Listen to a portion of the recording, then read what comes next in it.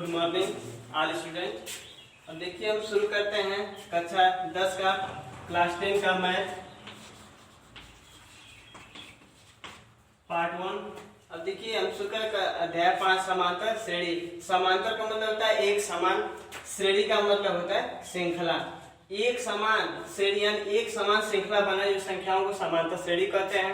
अब देखिए जैसे मान लीजिए आपका लिखा है 7 लिखा हुआ है, फिर 17 लिखा हुआ है, फिर 27, 37। अब देखिए इसमें से संख्या में एक समान वृद्धि होती चली जा रही है। यहाँ देखिए 7 इनके बीच का गैप कितना है, 10 का गैप है। इनके बीच का गैप कितना है, 10 का है। इसके बीच का गैप कितना है, 10 का है। यानी देखिए यह एक श्रृंखला बनती हुई चली जा रही है, यानी कि एक समान श्रृंखला बनती हुई चली जा रही है। 37 के बाद 47, 57। ये देखिए ये आपका क्या है, ये सब समांतर श्रेणी हो जाएगी।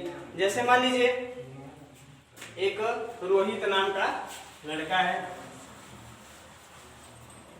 एक रोहित नाम का लड़का है, उसने किसी पद के लिए आवेदन किया है। उसका मासिक वेतन 8000 पर मंथ रखा गया है और उसको उसकी सैलरी बढ़ा दी जाती है पर, यानी कि पर ईयर 500 रुपीज बढ़ाई जाती है। यानी कि एक साल में उसकी सैलरी 500 रुपए बढ़ा दी जाती है। वह एक साल तक 8000 रुपए पाया, अगले साल कितना पाएगा सैलरी, 8500। फिर उसके अगले साल कितना पाएगा, 9000।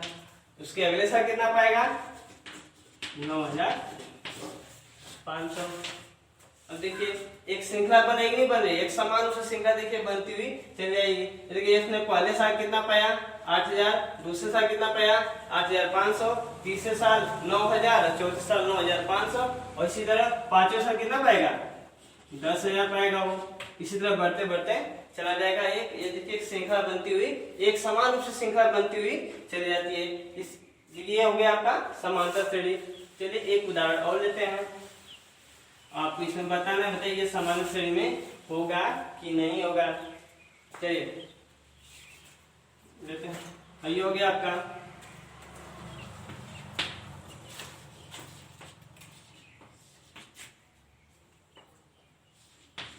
चलिए आप ये बताइए एक समान श्रेणी में होगा कि नहीं होगा। यानी कि समान श्रेणी का रूल क्या है, एक समान श्रृंखला होनी चाहिए। बताइए 50 और 56 लिखा हुआ है, इसके बीच कितने का अंतर है, बताइए 6 का अंतर है। इसके बीच कितने का अंतर है, 6 का अंतर है।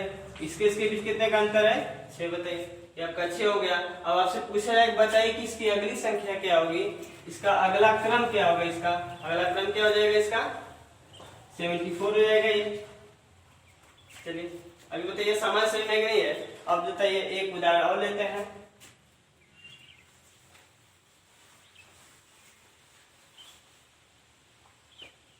जैसे मान लीजिए लिखा आपका 1.1, 2.2, 3.3, 4.4, 5.5। ये बताना है कि ये समान श्रेणी में है कि नहीं है। तो पहले हम देखते हैं एक समान श्रेणी बनेगी, यानी कि श्रृंखला इसकी बनेगी नहीं बनेगी एक समान रूप से।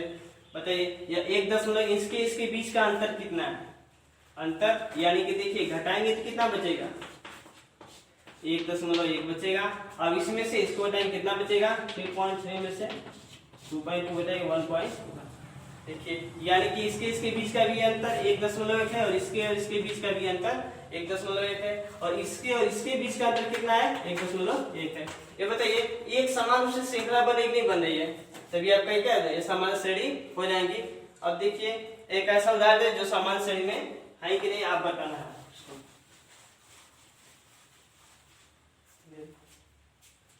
जैसे हो गया आपका 15,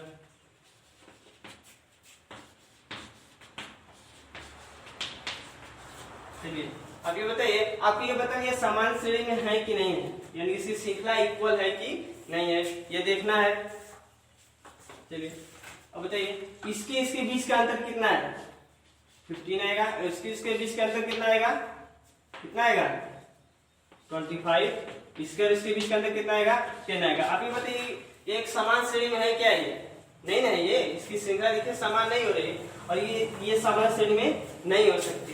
चलिए अब आपको आ गया होगा सामान्य श्रेणी पहचानने के लिए अच्छी तरह से आप लोगों को समझ में आ गया होगा कि कैसे हम सामान्य श्रेणी को पहचान सकते हैं। चलिए इसके आगे देख लेते हैं, इसमें इसके बीच के अंतर को क्या कहते हैं, इसके पहले वाले पद को क्या कहते हैं, इसके बारे में चलिए देखिए। अगर कोई समांतर श्रेणी दिया गया है, जैसे मान लीजिए दिया गया आपका 6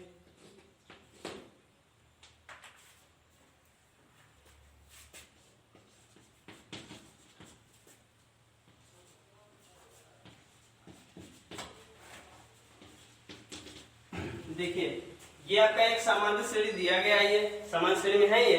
अब देखते हैं इसे क्या बोलते हैं, इसके बीच का अंतर जिससे क्या कहते हैं। अब देखिए इसके पहले पद को हम प्रथम पद कहते हैं, प्रथम पद, जिसे स्मॉल a से रिप्रेजेंट किया जाता है। इसकी वैल्यू हो जाएगी 6।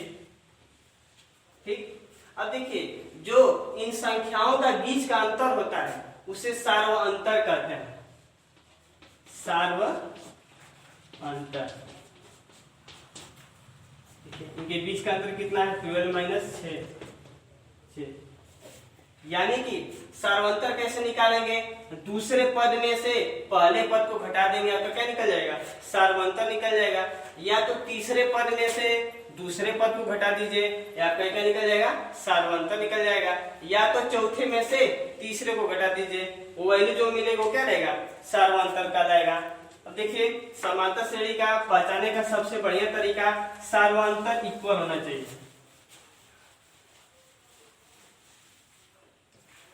जैसे मान लीजिए समांतर से लिखा गया ये आपका पहला पद A1 A2 A3 A4 A5 करते ये आपका ये सारी संख्या लिखी गई है समांतर श्रेणी में है। अब देखिए समांतर श्रेणी का रूल क्या है, इसका पहला पद तो ये आपका A हो जाता है, प्रथम पद A1। आप समांतर श्रेणी का सबसे बेस्ट तरीका है कि सार्वंतर इक्वल होना चाहिए। सार्वंतर का मतलब यानी कि A2 minus A1 is equal to A3 minus A2, ये आपका इक्वल होता है। ये होगा प्रूफ होगा ये समांतर श्रेणी में है, नहीं तो नहीं है। समांतर श्रेणी को हम AP भी कहते हैं। ठीक, अच्छा देखिए इसमें एक उदाहरण लेते हैं, जिससे मान लीजिए आपका लिखा गया है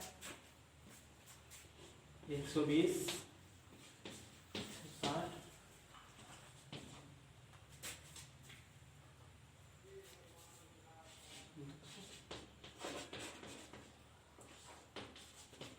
चलिए आपको इसमें से चेक करना है ये समान श्रेणी में है कि नहीं है। आप इसे कैसे प्रूव करेंगे, देखिए ये आपका देखिए पहला पद आपका है, ये आपका दूसरा पद है, ये आपका तीसरा पद दिया हुआ है, ये आपका क्या दिया हुआ है, चौथा पद। समांतर श्रेणी का रूल ये है कि इनके बीच का अंतर यानी कि सार्वंतर हर स्थान पे इक्वल होना चाहिए। यानी कि हम कह सकते हैं कि A2 minus A1 is equal to A3 minus A2। ठीक, ये वैल्यू अगर इक्वल रहेगी तो क्या रहेगा, सामान्य श्रेणी में रहेगी, नहीं तो नहीं रहेगी। ठीक, चेक कर लेते हैं। दूसरा पद इसका क्या है 160, पहला पद क्या है इसका 120, तीसरा पद क्या है इसका 200, दूसरा पद क्या है इसका 160। घटाएंगे कितना बचेगा 40, तो घटाएंगे कितना बचा 40। देखिए दोनों की वैल्यू इक्वल आई कि नहीं आई, तब ये आपका क्या रहेगा, समांतर श्रेणी में है ये। ठीक, हम कह सकते हैं समांतर श्रेणी में है। मगर इतना ध्यान दीजिए कि समांतर श्रेणी में जो सार्वंतर होता है, सार्वंतर प्लस भी हो सकता है, माइनस भी हो सकता है और शून्य भी हो सकता है। यानी कि सार्वंतर धनात्मक, ऋणात्मक तथा शून्य हो सकता है। जैसे मान लीजिए हम कर दें आपको 100 90 80 70 60 करते गए, ये आपका बताइए। आपको ये बताना है कि ये सामान्य श्रेणी में है कि नहीं है। पहले हम आपको बताएं कि इसमें सार्वंतर जो होता है वो निगेटिव भी हो सकता है, कोई जरूर नहीं कि धनात्मक ही रहेगा तो वो समांतर श्रेणी रहेगा। ठीक, चलिए देखते हैं इसका कितना आएगा इसका सार्वंतर। ये आपका पहला पद है, ये दूसरा पद है, तीसरा पद है, चौथा पद है, डॉट डॉट करते करते आपका 5वां 6वां 7वां 8वां अनंत तक जाएंगे। चलिए अब इसमें निकालेंगे सार्वंतर।